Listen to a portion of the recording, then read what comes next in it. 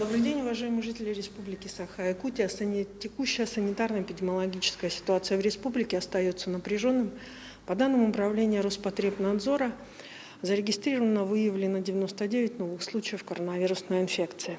Из них 53 случая приходится на город Якутск.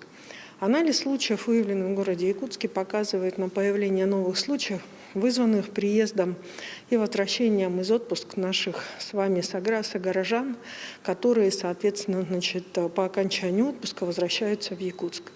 Хотелось бы обратить внимание на необходимость соблюдения норм изоляции и, соответственно, норм самоконтроля для того, чтобы не быть источником распространения инфекции. В Мирнинском районе зарегистрировано 6 случаев, 5 случаев зарегистрировано в Нирингринском районе. По 4 случая зарегистрировано в Усть-Алданском, Булунском и Алданском районах, по 3 случая в Кобяйском и в Намском районе. Необходимо обратить внимание на то, что в таких районах, как Вилюйский, Горный, Хангаласский, а именно Бетантайский район, зарегистрировано по 2 случая. Здесь бы я хотела особое внимание обратить внимание на Горный район. Сейчас в Горный район стекается достаточно большое количество граждан, в том числе добровольцев, которые оказывают помощь по тушению пожаров. В связи с этим в обязательном порядке необходимо соблюдать и нормы санитарно-эпидемиологической безопасности.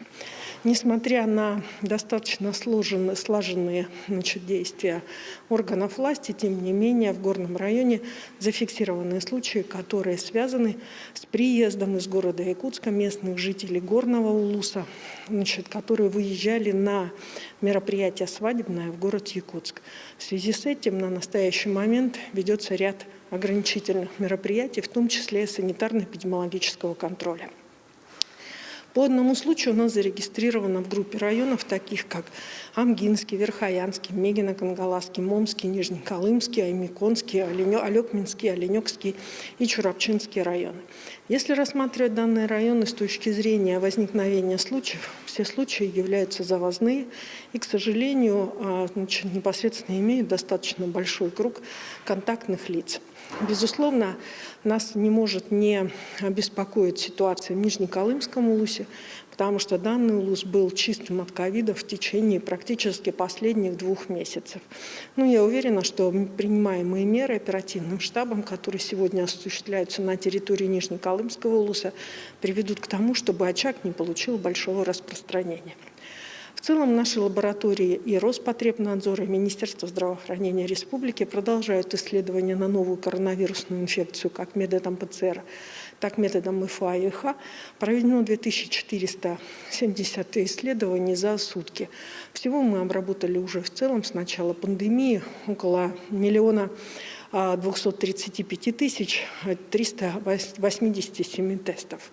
Работа лаборатории осуществляется строго с установленными требованиями, без нарушений 72-часового выявления и выдачи анализов. Доведена она у нас уже практически до автоматизма в работе, имеет четкую схему и уже не вызывает никаких вопросов.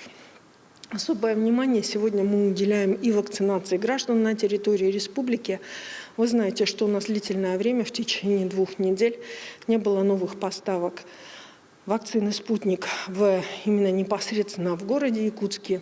Возникла соответствующая проблема. Сегодня после обеда городские поликлиники получат вакцину «Спутник», в связи с чем мы призывали вас в течение 2 последних недель записываться на «Спутник».